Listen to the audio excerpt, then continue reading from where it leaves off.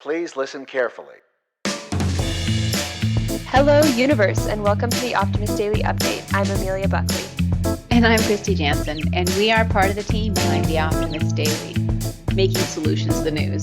We bring you reader-funded solutions news every day in order to change the tenor of news media, social media, and hopefully the direction of your day to help make it one focused on solutions. 7 days a week, we publish positive news stories written by award-winning journalists and delivered online to your inbox and through our social channels. And also, we are sharing these solutions in a commute-worthy, walk-worthy, tackling some scary topics-worthy podcast. Today is, fittingly, the spooky Friday the 13th of August, 2021. Hi, Kristy. Hi, Amelia. Yeah, it's been kind of a lot of spooky news this week, for sure. For sure. We've got the, COVID numbers are coming back up. We have the IPCC report on climate catastrophe, which is looking down at us, and lots of other fun stuff, right? It's been a tough week for sure. The big fire in Northern California has got me a little bit stressed out.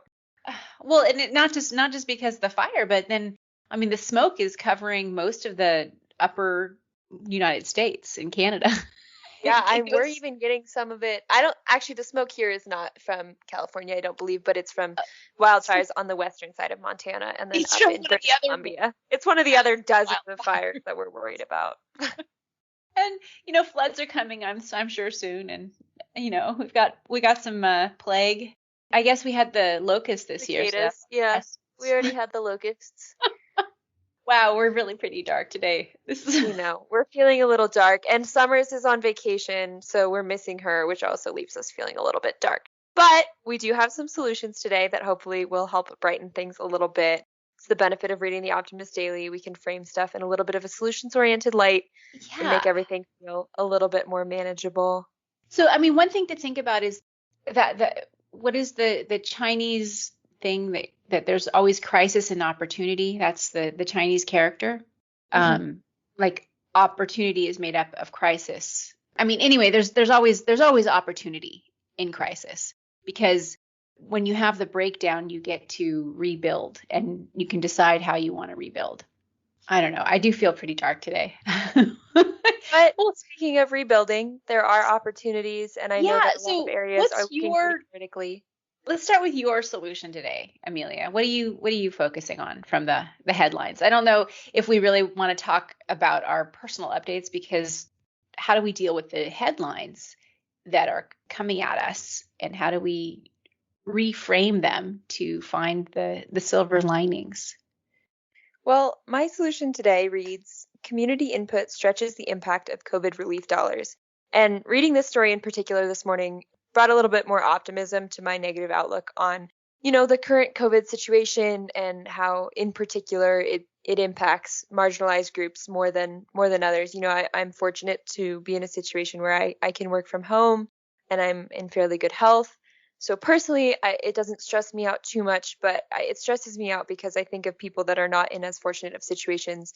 And I think they're really going to deal with a difficult period here as we head into this, I guess, what they're calling the fourth wave. But this story talks about COVID relief funds, which have been really influential. We've written about previously in reducing poverty. I know that we've written about how a lot of the direct payments, there's studies that show that they're being used specifically for urgent needs, medical, food, and shelter. People are really using these to relieve crises and achieve a higher standard of living. So that's optimistic. And then in terms of the funding that's going to cities and states themselves, there's $350 billion in COVID relief funds that are going to smaller municipalities. And some of these states and cities are turning directly towards their citizens and asking, how can we make this money go the furthest? Where is it going to be most impactful? And they're using modern technology to do so. The beauty of democracy is that everybody has a voice, and technology makes it easier to hear more people's voices specifically. So, for example, the city of Richmond, Virginia has set up a survey actually on SurveyMonkey, which I'm sure we have all taken surveys on. And they're actually asking residents, where do you want this money spent? Where is it going to do the most for our communities? And how can we distribute it so that it's most equitable? And they're not the only ones either. Rockland County in New York set up another survey. They got $63 million in relief funds.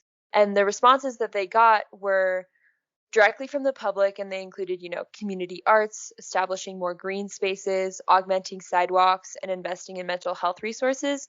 And an official from Richmond, that first city we were talking about, emphasized how they're really reaching out to the public to try and make the funds more equitably distributed. They said, for a mid-sized city like Richmond with a lot of disinvestment and a very tumultuous past when it comes to racial equity, there are so many ways that this money can do good. There's so much potential for transformation generationally. So they're really looking at racial equity in particular, because a lot of these communities that are feeling the hardest hits from COVID are also the ones that are most disadvantaged in rebuilding from COVID. And this is generally a trend that we see with all types of crises. But I love the idea of, directly talking to your citizens and saying, where can we put this money? And they're not only doing it in a community forum where you would have a public meeting, they're actually making it available online. So it's super accessible to everyone. Well, I mean, digital divide is a whole nother issue, but in theory, it is accessible to every member of the community. Mm-hmm. And it's pretty low stakes. You might not feel comfortable going to a public forum and raising your hand and vocalizing your opinion, but I think everybody feels comfortable going online and inputting their feedback that way and having a chance to have a say in this. And it just opening it up, you get different perspectives that you wouldn't otherwise get if you're just talking to the most traditionally highly active citizens who are generally older and wealthier. So this, sort of lowers that bar of participation so that you're getting new ideas. And I find it interesting that one of the key areas of investment is in mental health resources and also in more public green spaces, which we've reported on before, really goes far towards both improving physical and mental health, but also in keeping cities cooler and dealing with some of the worst environmentally challenging situations. I know that a lot of cities are looking at infrastructure, specifically renewable energy infrastructure, for a lot of their spending. Having, just left California, I know that's a big goal of California's public spending right now. And we do need those EV and renewable infrastructure because, as the recent IPCC report illustrates, we are headed down a dark path when it comes to climate change. And I think that's what your story is about today, right? Yeah. So the headline that I grabbed from today's top 10 stories reads, "Why the IPCC report is so important and what we can do about it." And this is something, if you haven't been following the news, there's a new report out from the Intergovernmental Panel on Climate Change, which is an international organization of scientists that study global heating and just sort of the climate situation. And this is a new report that they've just come out, and it has found that greenhouse gas emissions have accelerated even more quickly. And then the destabilized climate is becoming more destabilized than they even thought it would be. It's like 10 years in advance of the last report, which was out in 2013. So it's a little bit frightening. And so it's the first major review since the 2013 study, and it does warn that humanity's looking at increasingly extreme heat waves, wildfires, devastating droughts, floods, and there's already quite a bit of this global heating which has been baked in. No matter what we do over the next 10 years, they expect that the key temperature limit will be continuously broken over that next decade. And so a couple of the key points that this IPCC report has found is that global surface temperature was 1.9 Celsius higher in the decade between 2011 and 2020. That's compared to 1850 to 1900. And in the past 5 years, we've reached the hottest temperature since 1850. The rate of sea level rise has almost tripled in comparison with the period of time between 1901 and 1971. And also, it's the first time that it's found that human influence is like 90%. That's the driving force of the global retreat of glaciers since the 90s. And it's also the driving force in the decrease of Arctic sea ice. It's virtually certain that extreme temperatures in the form of heat waves, which have become more frequent and intense since the 1950s, while cold events have become more scarce and less severe on average. And so this is basically being considered a code red. It's the most extreme you can probably get when you're a collection of scientists who really like to stay close to the facts and be very conservative in how they report things. This is like like screaming at us. We have to do something. Right now, we've got the fires we talked about at the top of the podcast. There's the fires on the West Coast. There's the heat waves we had earlier this summer. There's the floods, which happened in Europe and China earlier this summer. I mean, it's just like every week there's a new climate disaster, which is being reported on, or a weather event, which is absolutely linked to the climate crisis and human-caused global warming. The good news, however, and there is some good news. There is a silver lining. The good news. Well, we are humans and we are adaptable. We are adaptable. And that's the other thing about this report. It's like now not talking about mitigation against global warming. Rather, it's talking about adaptation to the global warming, which has already been baked in. And we still need to act quickly to avoid total catastrophe.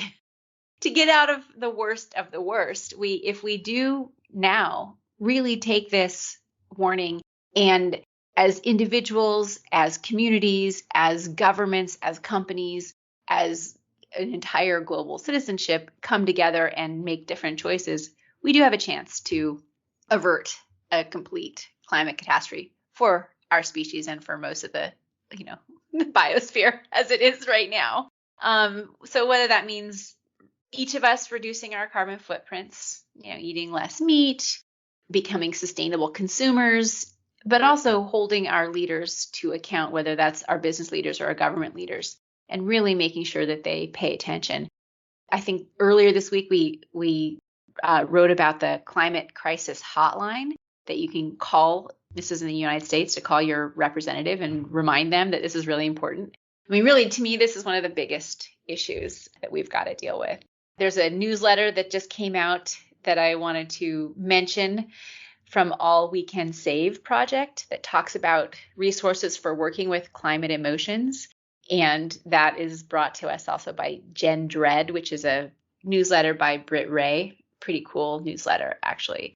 But there's places to go to work with your emotions around the climate crisis. And I think I'm going to look into some of them. Anyway, and speaking of that hotline, we do have to pick a weekend challenge. Given that Summers isn't here, I'm gonna take the weekend challenge into my own hands, and I'm gonna do it with you. And okay. I think that ours should be calling the hotline.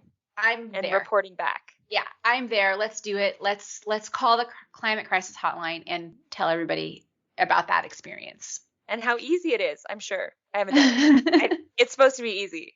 It should be easy, I think. But yeah, so. It does seem like there's been a lot of really challenging news headlines this week. And that's what we're trying to do, is offer our readers kind of some practical tips on how to deal with it. And also thinking about how we can look at it, not just from a emotionally inflamed kind of way, but how can we see the uplifting parts of the opportunity here in the crisis? Definitely. And we have some other headlines. Oh, yeah. So what else is on today's news? We've got, the first three are just great distraction headlines that are also, focused on more lifestyle and professional. We've got 4 things you can do to get that promotion. So if you're looking for a professional advancement, give that one a read. 5 cold vegan soups to chill you out this summer. So if you're looking to adjust your diet to be more climate friendly, you can chill out with those vegan soups. How to avoid awkward intimate interactions according to an expert. That one's a good read for your bedroom. Another reason to get swimming this summer. It's good for our brains. I'm planning on heading up to swim at a lake this weekend, so I'll keep that one in my mind. What else do we have? Well, there's also 6 reasons to add broccoli to your next meal. Another good benefit lifestyle vegetable. There's a barnacle-inspired glue that can help stop bleeding in less than 30 seconds. A designer is supporting local farms by making eco-friendly kitchen textiles. And sustainable wood-based batteries could power the future of e-travel. Oh, that sounds interesting. I haven't read that article yet, but I'm going to go look at that. And that is it for this Friday the 13th here on the Optimist Daily Update. Ooh, it's been a spooky one, Amelia. I hope we all enjoy the weekend and maybe have some chance to laugh with our friends and get outside, go for a swim, do whatever we can to listen to music, dance a little, eat some broccoli. Yeah. Whatever floats your boat and makes you happy and gives you that spark of joy. Well, that's it for today. Thanks for listening to the update, the Optimist Daily update. We promise to keep sharing positive solution-based stories, even when it's really hard to find them in the news because it seems like everything's dark. But we always want to give you ideas on how you can participate in the changing world and help ensure when it's changed for the good. We'll promise to cover current events with accuracy, legitimate sources, and keep offering you the information we all need to chart new paths for all of us. And please, if you enjoy the stories we share here on the Optimist Daily Update, please consider becoming an emissary on theoptimistdaily.com. And for just $5 a month, support reader-funded independent journalism and be part of the solution-changing consciousness addressing our world's biggest challenges with a problem-solving mindset. Let's keep the Optimist Daily free to all who need it, supported by those who can, and share those solutions as widely as possible. Well, Kristy, I will be back on Monday, I believe, because I think Summers is still going to be out of town. So I will see you on Monday with an update on our hotline. I love it. Okay. Have a great weekend. Thanks, you too. Bye, everybody. Bye.